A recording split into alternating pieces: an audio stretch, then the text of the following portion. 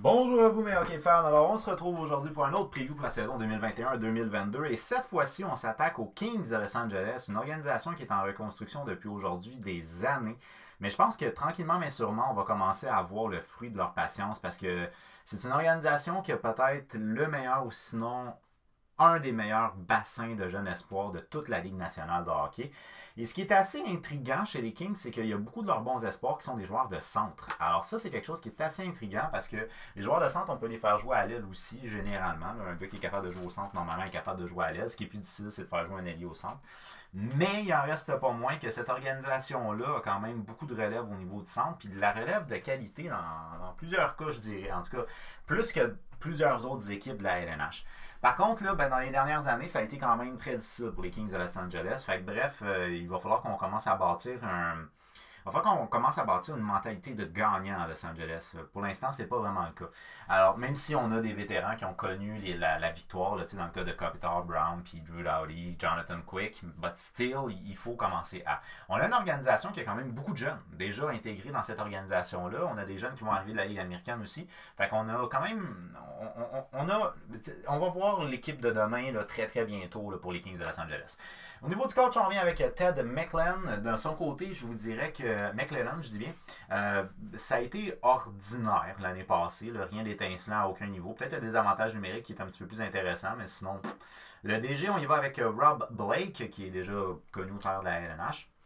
En 2019-2020, les Kings de Los Angeles, en 70 matchs, il y avait 29 victoires, 35 défaites, 6 défaites en prolongation pour 64 points, ce qui fait donc 41 défaites pour 29 victoires. Ça a été une saison très laborieuse pour les Kings de Los Angeles. L'année passée, en 56 matchs, 21 victoires, 28 défaites, 7 défaites en prolongation, donc 35 défaites totales pour 49 points. Ça a été encore une fois difficile pour les Kings de Los Angeles, mais on a quand même on a commencé à intégrer des jeunes dans l'organisation qui acquièrent de l'expérience. On pense entre autres à un gars comme Gabriel Villardi. On passe ici à Björkfoot, qui est aussi un jeune qui acquiert de l'expérience. Lizotte n'est pas tellement vieux non plus. On a vu un petit peu jouer Quentin Bayfield. Peterson n'est pas tellement vieux non plus. Roy Walker s'est mis vingtaine, Anderson début vingtaine. Fait qu'il y a beaucoup de jeunes dans cette organisation-là qui acquièrent de l'expérience actuellement. Sauf que là, ce qui va devenir intéressant, c'est quand ils vont acquérir de l'expérience en séries éliminatoires. Un jeune comme Jesperi Kotkaniemi avait de la valeur au niveau du marché, entre autres, pas parce qu'il y a eu des saisons exceptionnelles, mais bien parce qu'il y a eu de l'expérience en séries éliminatoires, puis en plus en finale de la Coupe Stanley. Alors, c'est ça qui augmente beaucoup la valeur d'expérience d'un joueur. Normalement, c'est les séries éliminatoires. Et ça, c'est quelque chose que ces jeunes-là vont devoir connaître, parce que sinon, cette organisation-là va aller tristement avec beaucoup de talent, pas tellement loin. Alors, une moyenne de buts marqués de 2,54, ce qui représente la 27e attaque dans toute la Ligue nationale. Une moyenne de buts encaissés de 3,02. À 3, t'es pas très bon au niveau de ta défensive. Puis honnêtement, l'équipe a eu de la misère. Parce que si tu regardes un gars comme Drew Doughty, moins 14, c'est pas le pire dans les différentiels plus-moins, mais ils sont une coupe à être dans le moins 10 à moins 20, mettons. Fait que ça a été très laborieux au niveau du jeu défensif du côté des Kings de Los Angeles l'année passée. 3,02, c'est assez représentatif de leur saison qui a été so-so. Puis ça a été pire en fin de saison, peut-être parce que les joueurs avaient juste plus la tête à jouer, j'imagine. Bon, c'est pas. Un avantage numérique à 18,9%, ce qui est bof. C'est pas bon, c'est juste bof. Un désavantage numérique à 83,7%, c'est le 7e meilleur désavantage de la Ligue. Ça, c'est quand même bon, par contre, un désavantage à presque 84%. Là. On a terminé 6e au niveau de la division sur 8 au total dans la Pacifique. On va encore jouer dans la Pacifique, une division qui devrait être quand même pas trop élevée au niveau du niveau de jeu. 25e au total dans la ligue. On n'a bien entendu pas participer aux séries éliminatoires. Fait que bref, du côté des Kings de Los Angeles, c'était une saison qui n'était pas complètement oubliée parce qu'il y a des jeunes qui ont acquis une certaine expérience, mais c'était pas une très très bonne saison, disons, pour être un fan des Kings de Los Angeles, à part si vous aimez voir des jeunes se développer. Le meilleur en termes de buts aurait été Dustin Brown, le vétéran Dustin Brown qui est âgé de 36 ans, un total de 17 buts l'année passée en 49 matchs, ce qui est quand même bon. 31 points en 49 matchs pour Dustin Brown, c'est très bon. D'ailleurs, Andy Kopitar, qui a été le meilleur pointeur, 50 points en 56 matchs dans son cas à lui. C'est deux bons vétérans qui ont été présents l'année passée. Puis ça, c'est super intéressant parce que c'est des gars qui montrent l'exemple aux jeunes alentours d'eux autres. Fait que bref, autant Andy Kopitar que Dustin Brown, les deux ont connu quand même une bonne saison. Puis Drew Doughty, pas trop mauvais non plus. Au niveau défensif, plus laborieux, mais une production offensive qui est intéressante. Meilleur défenseur offensif de son organisation l'année passée. Puis quand même de loin, là, parce qu'il y a 34 points. Après ça, on tombe à 18, mettons, avec Walker. Fait que 56 matchs, 34 points, moins 14. C'est quand même une bonne saison pour le vétéran Drew Doughty.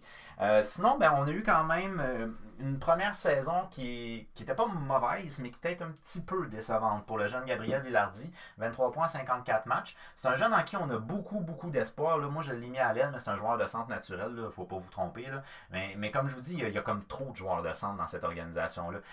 Vilardi est un joueur de centre naturel qui est jeune. Bayfield est un joueur de centre naturel qui est jeune. Lizotte est un joueur de centre naturel qui est jeune. On a Turcotte qui pourrait faire le saut, qui est un joueur de centre naturel qui est jeune. On a Rasmus Kupari qui est un joueur de centre qui est jeune. Puis en plus de ça, on a nos vétérans en Kopitar et Dano. C'est ridicule le nombre de joueurs de centre qu'on a dans cette équipe-là.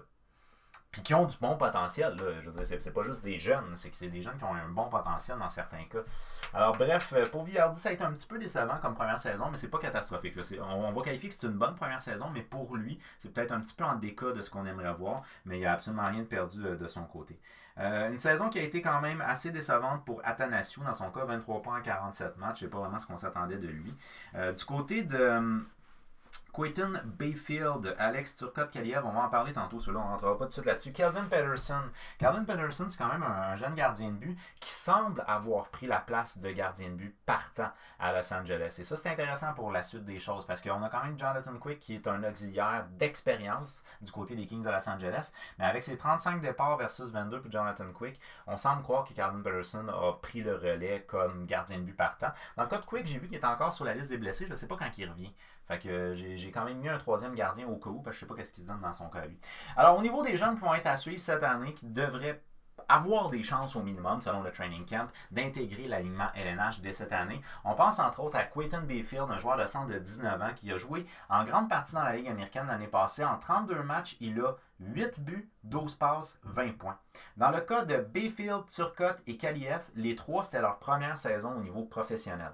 Bayfield, il a fait un petit stage aussi au niveau de la LNH, 1 point en 6 matchs. Mais honnêtement, pour une première saison professionnelle pour Quayton Bayfield, c'est excellent dans son cas à lui. Là. 20 points en 32 matchs, très bon. D'où pourquoi d'ailleurs il y a eu son audition à LNH. Alex Turcotte, joueur de centre de 20 ans, première saison au niveau professionnel, lui aussi dans la Ligue américaine, 32 matchs, 6 buts, 15 passes, 21 points. C'est bon, intéressant. Dans le cas de Arthur Kaliev, excusez, lui c'est un ailier gauche, hey, au moins il y en a un qui est pas centre. Un ailier gauche de 20 ans, première saison au niveau professionnel dans la Ligue américaine, en 40 matchs, 14 buts, 17 passes, 31 points. Fait que tu sais, là, il y a trois gars ici qui, au niveau de la Ligue américaine, pour leur première année, ont connu quand même une bonne saison en termes de première saison pro. Puis ça, c'est super. Là. Pour le training camp, c'est des gars qui vont peut-être challenger ce qu'on a en haut ici. Là. Mon alignement ici, là, il peut être chamboulé du tout au tout là, si ces jeunes-là réussissent à se faire un spot dans la LNH. Mais c'est jouable pour les jeunes. Fait que, bref, c'est intéressant. Et sinon, ben, moi, je trouve que c'est quand même intéressant aussi Rasmus Kupari. Lui, c'est un joueur de centre de 21 ans. Dans son cas, c'est sa deuxième saison au niveau professionnel. Dans la Ligue américaine, l'année passée, 32 matchs, 8 buts, 15 passes pour 23 points. Quand même, 23 points en 32 matchs, c'est quand même pas mauvais. Mais il est déjà à sa deuxième saison au niveau professionnel. Puis, nette amélioration. Parce que sa première saison professionnelle, il avait fait genre 8 points. Tandis que là, il y a 23 points. Fait que ça, c'est intéressant comme développement. Il a l'air de s'en aller dans le bon sens des choses. Sauf que on a trois jeunes joueurs de centre qui sont intéressants. En plus d'en avoir déjà un ici, Vilardi, qui est déjà dans la LNH, qui est intéressant aussi. On est rendu à 4 joueurs de centre qui sont intéressants, puis on a 2 vétérans là-dedans. Fais le calcul comme tu veux, tu as 6 joueurs de centre. Puis là, je vous parle même pas de Lizotte. Lizotte, là, c'est peut-être plus un gars de profondeur, mais c'est quand même un jeune joueur de centre aussi. Fait que, méchant casse-tête au centre. D'où pourquoi moi j'ai décidé d'en mettre un à l'aile. Je sais pas comment ils vont gérer ça, les Kings de Los Angeles, honnêtement. Je leur souhaite quasiment que les gars, dans le cas de Turcotte puis de Kupari, forcent pas trop la main, parce que sinon, ben Lizotte pourrait être sorti à la limite, mais ça devient difficile. Probablement qu'il faudrait en mettre à l'aile, j'imagine.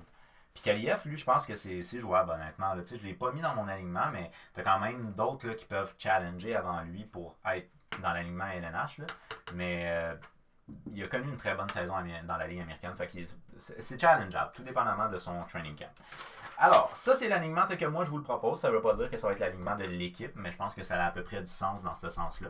Alors, au niveau de ma première ligne, j'y vais avec Iafallo, 30 points en 55 matchs l'année passée, qui a joué une bonne partie avec Anze Kopitar, 50 points en 56 matchs l'année passée, une très bonne saison pour Kopitar. Fait que moi, je garde les deux gars ensemble, puis je leur mets le nouveau avec eux autres, c'est Arvidsson. Arvidsson, l'année passée, avec Nashville, 25 points en 50 matchs. Sauf que dans son cas à lui, c'est un gars qui est rendu à comme 28 ans et il a déjà connu plus d'une saison à près de 30 buts. Fait que là, ça a été difficile dans ces 2 dernières saisons. Je pense que c'est genre 14 ou 15 buts. Là. Ça a été difficile dans ces 2 dernières saisons, mais c'est un gars qu'on sait qu'il est capable de faire, mettons, 28 à 35 buts saison. Alors, moi, je trouve que c'est intéressant qu'un bon buteur comme ça joue avec assurément le meilleur playmaker de l'équipe, c'est Anze Kopitar en ce moment. Parce que c'est sûr que ça dépend comment les jeunes vont s'imposer. Là. Mais en ce moment, c'est lui qui est le meilleur playmaker de l'équipe. Fait que je trouve ça intéressant de faire jouer Arvidsson avec Anze Kopitar. Au niveau de ma deuxième ligne, j'ai été avec Kempe, 29 points en 56 matchs l'année passée. Quand même une bonne saison pour lui aussi. Philippe Danault, 24 points en 53 matchs. Danault qui nous arrive de Montréal. C'est un joueur de centre qui a déjà joué avec des bons marqueurs. Entre autres, Brendan Gallagher, qui est un gars qui pouvait faire une trentaine de buts saison. Fait que ça aurait pu être intéressant aussi d'interchanger et de mettre Brown sur mon premier trio, puisque Brown connaît déjà très bien Anze Kopitar. Arvidsson et Danault qui auraient eu à s'adapter à leur nouveau système de jeu, leur nouvel environnement. Mais Arvidsson étant un bon buteur, Danault a déjà joué avec un gars qui était quand même un bon buteur. Fait que ça aurait pu être intéressant aussi d'utiliser Philippe Danault avec Arvidsson. Mais assurément, on a 2 premiers centres ici du côté de Los Angeles qui sont responsables défensivement. Et ça, c'est hyper intéressant dans leur structure. Ensuite de ça, j'ai été avec le vétéran Brown, 31 points en 49 matchs l'année passée. Je m'attends à ce qu'il ralentisse un peu cette année. Au niveau de ma troisième ligne, j'ai été avec Gabriel Vilardi, que lui, j'ai fait jouer à l'aile. C'est sûrement pas quelque chose qu'il va aimer parce que le gars, c'est un joueur de centre naturel. 23 points en 54 matchs l'année passée. C'est quand même une bonne saison, mais je vous avoue qu'on a beaucoup d'attentes à son égard. Donc, bref, mais on a comme trop de joueurs de centre en qui on a beaucoup d'attentes. Fait bref. Si on avait à se bâtir une structure d'équipe, on a quand même des centres d'avenir, Bayfield, Vilardi, puis je vous dirais Turcotte, qui sont vraiment des gros centres d'espoir d'avenir pour cette équipe-là. Fait que ça devient difficile un peu de gager là, tout ce beau monde-là. D'où pourquoi j'habituerais peut-être un petit peu un gars au moins à être capable de jouer à l'aile, puis pas nécessairement juste à la position de centre. Vilardi que je fais jouer avec Bayfield, là, ça a l'air un peu intense là, parce que c'est 2 jeunes joueurs, puis je me dis ben ils vont apprendre à jouer ensemble, puis à ce moment-là, peut-être qu'ils vont développer une belle chimie, puis peut-être pas pantoute. Bayfield, lui, qui a joué 6 matchs l'année passée dans la Ligue nationale avec un seul point. Par contre, dans la Ligue américaine, il y avait 20 points en 32 matchs.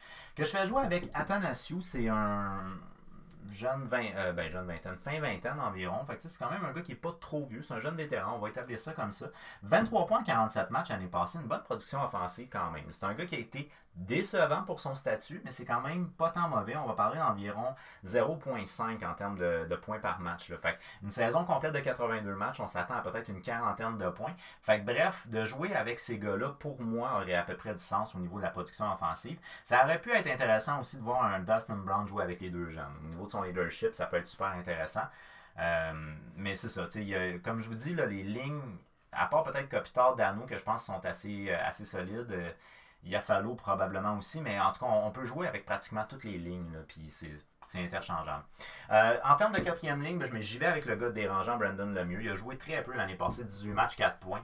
C'est un joueur qui est un joueur de quatrième ligne, de profondeur seulement, qui est là pour déranger essentiellement. Je vais jouer avec le jeune Lizotte, 10 points en 41 matchs l'année passée, et Moore, 23 points en 56 matchs l'année passée. Quand même pas une mauvaise saison, puis il n'est pas tellement vieux non plus, Moore.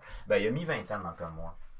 Sinon, on a Anderson Dolan comme scratch. Lui, il avait joué quand même pas mal l'année passée. C'est un jeune. Wagner et Grandstrom. Au niveau des défenseurs, là, on a un gars qui est un nouvel arrivant, qui est Alex Edler. Alex Edler est un défenseur d'expérience qui nous arrive avec un bon bagage. Moi, je me suis dit, ça peut être intéressant avec une défensive qui est jeune parce que Anderson est jeune, Roy est jeune, Bjornfoot est jeune, Walker me semble aussi qu'il est jeune. Fait que, on a quand même juste Doughty puis Edler qui ont de l'expérience. Doughty, je pense qu'il a 31 ans. Edler, je pense qu'il a comme 35 ou dans ces eaux-là. Fait que, mettons, mi-trentaine. Fait que, tu sais, dans mon top 4, je veux mes 2 joueurs d'expérience. C'est un peu la logique que j'ai eue. Anderson, qui a joué avec Doughty l'année passée, 54 matchs, 1 point. Bon, en tout cas, mais on a l'air de s'entendre qu'il fait pairing avec lui au niveau des sites que j'ai consultés. Fait qu'on va y aller avec ça. Drew Doughty, 34 points en 56 matchs l'année passée, une bonne saison pour le joueur vétéran. Tant qu'il reste en santé, c'est ça l'important. Je fais jouer Alex Edler sur ma deuxième paire, 8 points en 52 matchs l'année passée, que je fais jouer avec le jeune Roy, 10 points en 44 matchs l'année passée. Alors c'est un gars qui a eu quand même beaucoup de temps de glace, beaucoup de temps d'utilisation l'année passée. Dans le cas de Beyond Foot, lui, il a seulement 33 matchs l'année passée, 6 points. Je pense qu'il a été blessé. Si je ne me trompe pas, il me semble qu'il s'est blessé. C'est la raison pour laquelle il n'a pas joué la saison complète. Mais c'est un gars en qui on a eu confiance quand il a été présent, ça c'est sûr et certain. Et Walker, 18 points en 47 matchs l'année passée. Je coupe Oli Mata. C'est une défensive qui est une défensive qui doit gagner en expérience. C'est une défensive qui est capable de bien bouger les pieds. Seul l'avenir nous dira. Les top prospects que je vois dans cette équipe-là, c'est vraiment des joueurs d'attaque, c'est moins des défenseurs. Puis sinon, on a un prospect qui est qui est déjà en développement en ce moment, là, qui est Calvin Patterson. Calvin Patterson, l'année passée, 35 matchs, 2.89, 911. Donc quand même une bonne saison pour le jeune. Puis c'est ce qui donne l'impression qu'il est en train de s'imposer comme partant avec les Kings de Los Angeles en volant de poste à Jonathan Quick.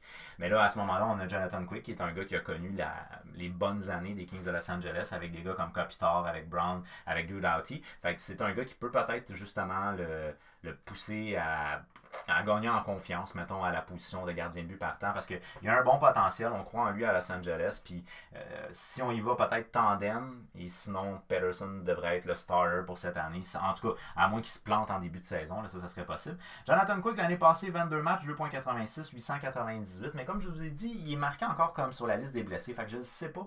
J'ai pas vu de date de retour prévue, fait que je sais pas s'il va être là en début de saison. C'est la raison pour laquelle je vous ai mis Garrett Sparks. Garrett Sparks, lui, a joué dans la Ligue américaine l'année passée, 16 matchs, 2.21, 928. Ça a bien été dans la Ligue nationale. Malheureusement pour lui, il n'a jamais vraiment été capable de s'établir LNH, même pas comme auxiliaire. Fait que, idéalement, on préférait avoir Jonathan Quick pour le début de la saison, mais je sais pas s'il va être là. Fait que moi, j'ai décidé de le mettre quand même là comme auxiliaire en espérant qu'il soit là pour l'ouverture du camp. C'est une organisation qui a beaucoup de jeunes qui gagnent en expérience. Donc, moi, je m'attends à ce que leur saison soit peut-être, pardonnez-moi, leur saison soit un peu meilleure que l'année passée. Parce que là, si, mettons, on interchange un Jeff Carter qui est parti puis qu'on ajoute un Philippe Danault à la place, j'aime l'addition qu'on a fait du côté des Kings de Los Angeles. Puis, un vétéran comme Edler est pas mauvais dans une brigade défensive aussi jeune. Fait il y a eu des ajouts qui sont intéressants, mais que je ne crois pas être suffisants pour que cette équipe-là court pour une place en série.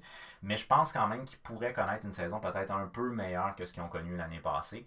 Fait que, d'après moi, les Kings de Los Angeles, prévision, ne devraient pas être en série, malgré le fait qu'ils vont être dans une division relativement faible dans la division Pacifique. Alors, c'est tout pour ce qui est de mon preview pour la saison 2021-2022 des Kings de Los Angeles. Faites-moi savoir vos commentaires à vous en écrivant dans les commentaires juste en dessous. Ça me fait plaisir de pouvoir vous lire. Si vous avez aimé la vidéo, on y fait un j'aime. On partage également pour qu'on jase de hockey avec un maximum de hockey fans. On s'abonne, active la petite cloche parce qu'il y a d'autres previews qui s'en viennent pour la saison 2021-2022. Merci beaucoup pour votre temps d'écoute et on se revoit prochainement. Peace out!